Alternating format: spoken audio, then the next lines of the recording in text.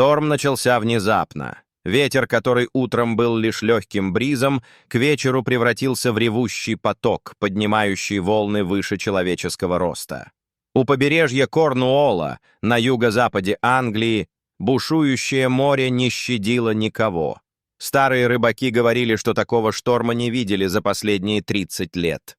Дождь лил стеной, и даже маяки, веками служившие ориентиром морякам, казались бессильными перед натиском стихии. Когда все наконец стихло, утро принесло не только разрушение. На берегу, в бухте недалеко от маленькой деревни Портрейт, рыбаки заметили нечто странное. Песок был размытым, берег будто изменил очертания. Там, где раньше был гладкий участок пляжа, теперь из-под песка торчали темные деревянные балки, покрытые водорослями и ржавыми гвоздями. Сначала подумали обломки старой пристани. Но чем ближе подходили, тем яснее становилось. Это был корпус корабля. Старый, словно из другой эпохи, обугленный и частично разбитый, но все же сохранивший форму. На носовой части едва можно было различить металлические украшения, покрытые коркой соли и времени. Один из местных, бывший моряк по имени Эдвард Хоум, узнал в конструкции черты британских торговых судов XVIII века. Он сказал, что таких кораблей давно не осталось. Большинство затонуло во время штормов или морских сражений. Новость быстро разошлась по округе. Уже к полудню берег заполнили любопытные. Кто-то снимал на телефон, кто-то копал песок, пытаясь рассмотреть детали. Вскоре прибыла группа археологов из Плимутского морского музея. Они оградили место и начали осмотр. Первые находки были удивительными. Фрагменты бронзовых креплений, куски керамики, остатки канатов, сохранившиеся под толщей песка. Все указывало на то, что корабль был не простым торговым судном, а, возможно, имел военное назначение. Однако главная загадка крылась глубже. Один из археологов заметил в кормовой части странное металлическое свечение. При ближайшем рассмотрении оказалось, что под слоями песка и водорослей скрывается герметичная дверь из закаленной меди. Такие двери использовались крайне редко, обычно на кораблях, где перевозили ценные грузы или документы. Команда попыталась вскрыть люк, но металл оказался слишком прочным. Решили подождать профессиональное оборудование. Пока специалисты готовились, Эдвард вспомнил, что в местных морских архивах упоминался корабль с похожим описанием — судно под названием «Меридиан». Оно пропало без вести в 1784 году во время бури, когда перевозило груз золота из Карибского бассейна. Совпадение ли это, или перед ними действительно Меридиан, никто не знал. Но одно было ясно. Если внутри корабля сохранилось хоть что-то, это может стать крупнейшей находкой за последние десятилетия. Когда к вечеру прибыло оборудование и начали вскрывать дверь, на берег снова налетела мелкая буря. Волны гулко били по корпусу, будто сама стихия не желала, чтобы люди узнали тайну. Но дверь все же поддалась. За ней открылась тьма, плотная, влажная, наполненная запахом соли и гнили. Археологи включили прожекторы и сделали шаг внутрь. В свете фонарей показались ящики, обросшие плесенью, остатки канатов и деревянные балки, но самое странное находилось в самом конце узкого прохода. Там, среди мусора и песка, блестел объект, напоминающий большой сундук. Металлический, с замысловатыми гравировками. Когда они приблизились, один из исследователей тихо сказал, что видел подобные сундуки только в описаниях испанских экспедиций XVIII века, и что внутри могли храниться не только золото или документы, но и нечто гораздо опаснее. Снаружи ветер усилился, и волны снова начали подниматься. Казалось, море предупреждало их, но остановиться было уже невозможно. Внутри стояла тишина, нарушаемая лишь звуками капающей воды и далеким гулом прибоя. Археологи с трудом передвигались по скользкому полу, держа фонари на вытянутых руках. Сундук, покрытый слоем соли и ржавчины, выглядел древним, но удивительно целым. На крышке едва различались выцветшие символы, то ли герб, то ли морская метка. Один из участников экспедиции, молодой историк Томас Эллинг, заметил, что рисунок напоминает эмблему Ост-Индской компании. Это открытие изменило все. Если догадка верна, значит, корабль «Меридиан» действительно принадлежал торговому флоту Британской империи и мог перевозить что-то гораздо более ценное, чем золото. Возможно, речь шла о документах, связанных с колониальными операциями или тайных перевозках редких ресурсов. Пока Томас делал снимки, другой участник группы, техник по имени Джефф, осторожно попробовал приподнять крышку сундука. Она не поддавалась. Замок был плотным, будто кто-то когда-то запечатал его навсегда. Тогда они решили не ломать его на месте. Сундук аккуратно погрузили в ящик и перенесли на берег. Но как только они вышли наружу, произошло странное. Ветер, который к этому моменту почти стих, снова поднялся, и по поверхности моря пронесся мощный порыв. Один из очевидцев позже клялся, что видел, как из воды поднялся силуэт, будто бы огромная мачта с парусом, хотя корабль был давно закопан в песке. На следующий день находку доставили в лабораторию при морском музее. Металл оказался уникальным. Смесь меди, серебра и редкого сплава, который использовали для защиты от коррозии только на особо ценных объектах. Слой соли и песка помог сохранить содержимое внутри. Когда крышку наконец открыли, все замерли. Внутри не было золота, не было драгоценностей. Там лежала старая книга в кожаном переплете, пропитанная влагой, но удивительно целая. Бумага пожелтела, но текст читался. На первой странице стояло «Бортовой журнал капитана Ричарда Фейна, 1784 год». Это была находка, которой историки мечтали десятилетиями. Но чем дальше они читали, тем больше понимали, что перед ними не просто записи о плавании. В журнале говорилось о том, что корабль «Меридиан» перевозил не золото, а ящики с необычным содержимым, добытым во время экспедиции у берегов Южной Америки. Капитан писал, что груз излучал тепло, даже когда его помещали в ледяную воду, и что несколько членов экипажа заболели после контакта с ним. Ученые решили извлечь остальные предметы из трюма. На следующий день они вернулись к месту раскопок с подводными дронами и начали обследовать нижние отсеки. Камеры передавали мутное изображение. Песок, кости рыб, остатки дерева. Но вдруг дрон наткнулся на металлический ящик, похожий на тот, что был найден ранее, только крупнее. Когда его подняли на поверхность и открыли, внутри лежали плотные цилиндрические контейнеры, покрытые тонкой пленкой соли. Один из инженеров предположил, что это могли быть образцы редких минералов. Но как только контейнер слегка тронули, из-под крышки вырвался странный пар. Температура внутри оказалась значительно выше окружающей. Лаборатория немедленно закрыла доступ к объекту. Исследования продолжили в стерильных условиях. Однако спустя несколько часов в здании сработала пожарная сигнализация.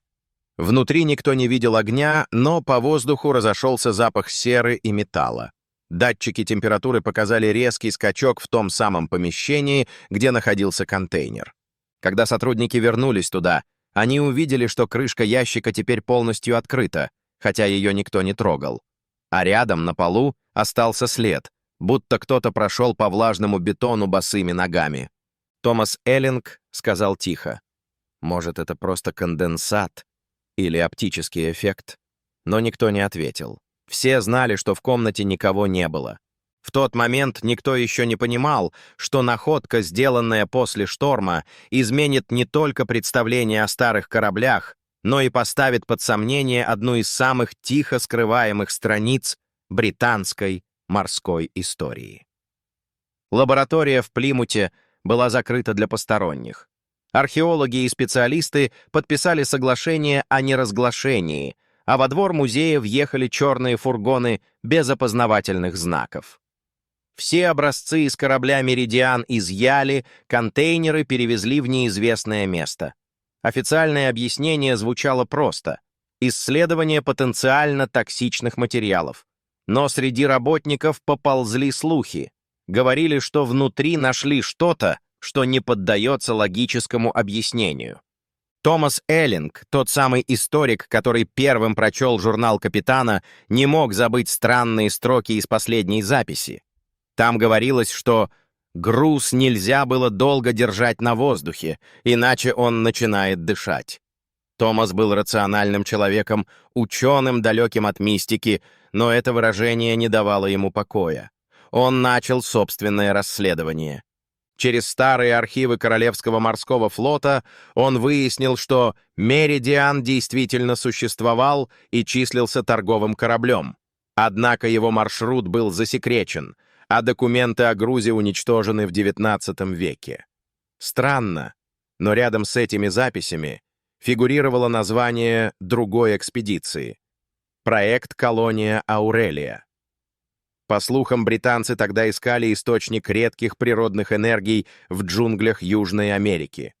Томас нашел отчет геолога тех времен. В нем говорилось, что экспедиция обнаружила черный камень, излучающий слабое тепло и свет. Его пытались перевести в Европу, но после нескольких несчастных случаев проект закрыли. Совпадение ли, что корабль, перевозивший похожий материал, затонул именно в том году? Пока Томас копался в документах, на берегу, где шторм вскрыл корабль, происходило странное.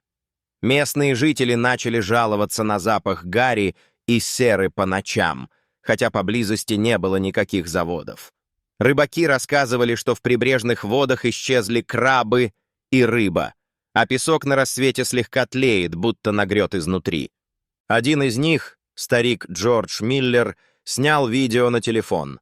На кадрах видно, как ночью в бухте под водой светится слабое оранжевое свечение, словно из глубины пробивается жар.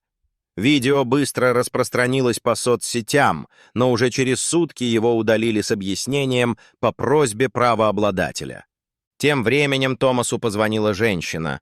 Голос был тихим, но уверенным. Она представилась как Маргарет Фейн, праправнучка капитана Ричарда Фейна, того самого, чей журнал нашли в сундуке. Она сказала, что в семье хранились письма капитана, и что в одном из них он предупреждал потомков: «Если корабль когда-нибудь вернется, не приближайтесь к нему. Он проклят не богами, а людьми». Томас встретился с ней в старом доме на окраине Плимута. Женщина показала пожелтевшие конверты и карту с пометками, сделанными рукой капитана. На ней красным были выделены координаты острова у берегов Южной Америки, того самого, где экспедиция «Колония Аурелия» якобы нашла свой таинственный камень.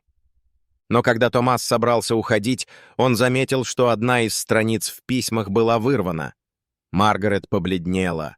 Она сказала, что неделю назад к ней приходили двое мужчин в строгих костюмах, представлявшиеся сотрудниками музея. Они сказали, что должны проверить документы на подлинность, и после их визита часть бумаг исчезла. На следующее утро Томас вернулся в лабораторию. Дверь была опечатана, а охранник молчал.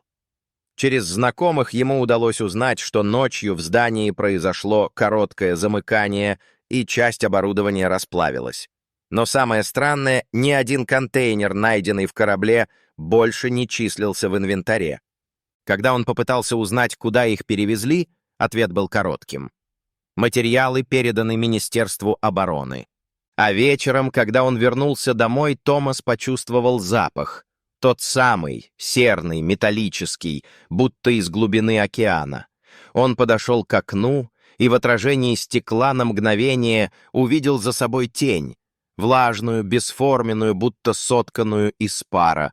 Он моргнул, и она исчезла. Но на полу остались следы, похожие на те, что видели в лаборатории. Ночь была долгой. Томас почти не спал. Запах серы не исчезал, и каждый шорох казался ему шагами. Утром он заметил, что на подоконнике появился странный след, как будто кто-то дотронулся влажной рукой, оставив соленый отпечаток.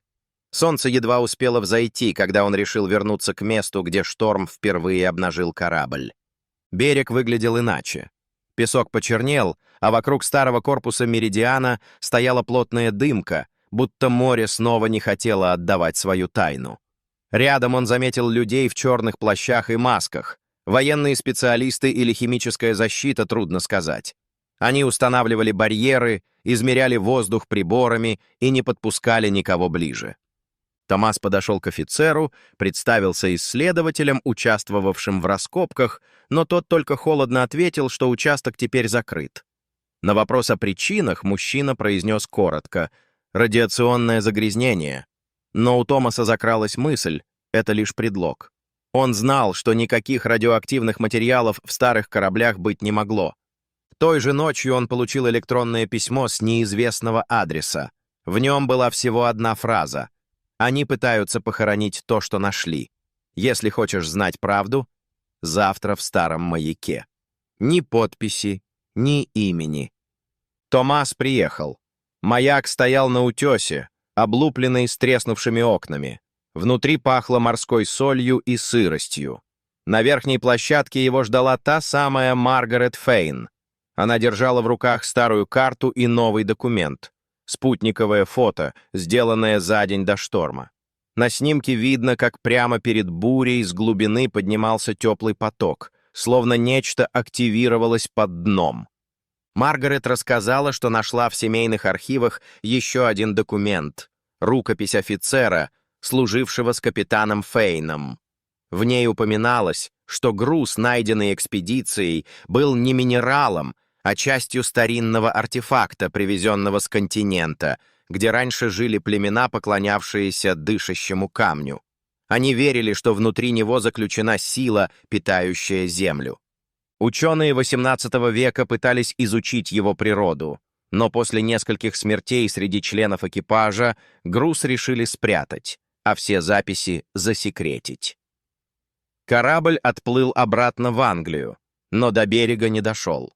Тогдашние документы утверждали, что буря потопила судно, но Маргарет показала заметку из старой газеты, где говорилось, что в ночь исчезновения Меридиана на горизонте наблюдали вспышку света, сравнимую с взрывом. Пока они говорили, маяк слегка дрогнул, земля под ними будто завибрировала. Томас выглянул в окно и увидел, как море у берега начало подниматься, словно оттуда выходил теплый пар. Вдалеке снова появился тот самый оранжевый свет, который видели рыбаки. Они спустились вниз и поспешили к машине, но дорогу уже перекрыли военные. Издалека доносился гул, похожий на подводные взрывы. Кто-то явно пытался уничтожить корпус корабля, закопанный под песком. На следующий день все местные новости сообщили о небольшом подводном обвале, вызванном тектонической активностью. Однако очевидцы рассказывали иное. Море внезапно покраснело, а в воздухе стоял металлический запах. Томас снова встретился с Маргарет. Она выглядела напуганной. В ее руках был тот самый журнал капитана. Она открыла последнюю страницу, которую прежде считали пустой. На ней проявился новый текст. Словно чернила проступили из глубины бумаги. Там было написано: «Если вы нашли это, значит, камень проснулся. Не пытайтесь его остановить. Он возвращается к тому, кто его создал». Маргарет побледнела, книга дрожала в ее руках.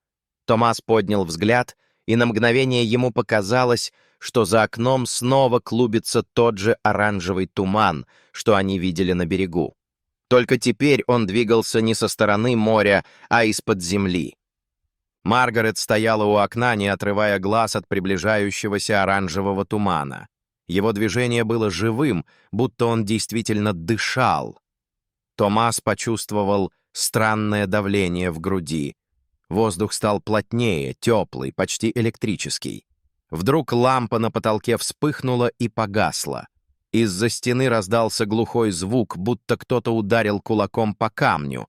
Маргарет тихо сказала: «Он возвращается». Эти слова звучали не как догадка, а как знание, переданное из поколения в поколение.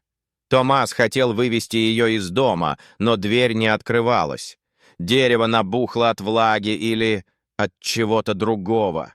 Из щелей сочилась тонкая дымка, и в воздухе появился тот самый запах — смесь соли, серы и ржавого металла. Внезапно туман проник внутрь через щели в окне. Он не рассеивался, а собирался в плотный вихрь у пола. Изнутри раздалось низкое гудение, будто звук старого корабельного двигателя. Маргарет отступила, сжимая в руках журнал капитана. Страницы перелистывались сами собой, пока не остановились на одной фразе. «Корабль не погиб, он спит под землей». Томас почувствовал, как пол под ногами слегка дрожит. За окном слышались крики. На улице люди выбегали из домов, а над морем поднимался густой дым. Он схватил Маргарет за руку и вытащил через боковую дверь. Они побежали по холму, а позади них дом наполнился оранжевым светом.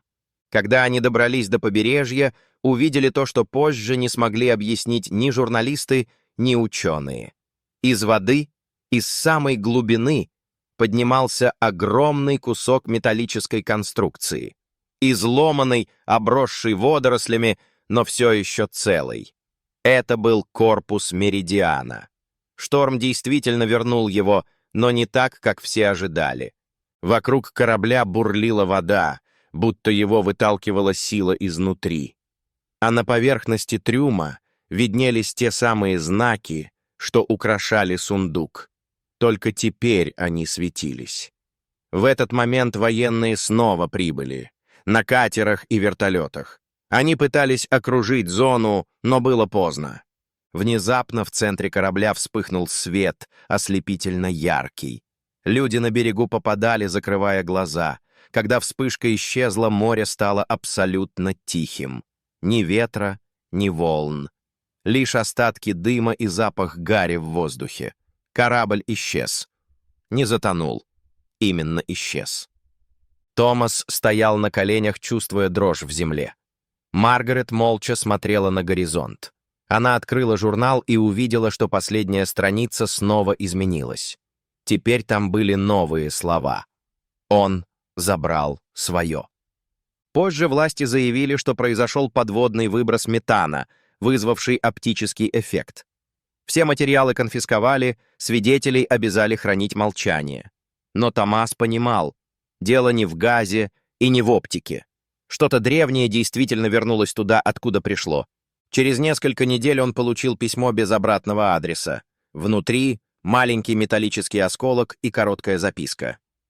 «Часть корабля нашла тебя. Осторожно, он может помнить». Томас положил осколок в ящик, но иногда ночью, когда все вокруг затихает, он слышит тихий гул, похожий на дыхание моря. И тогда он вспоминает слова Маргарет.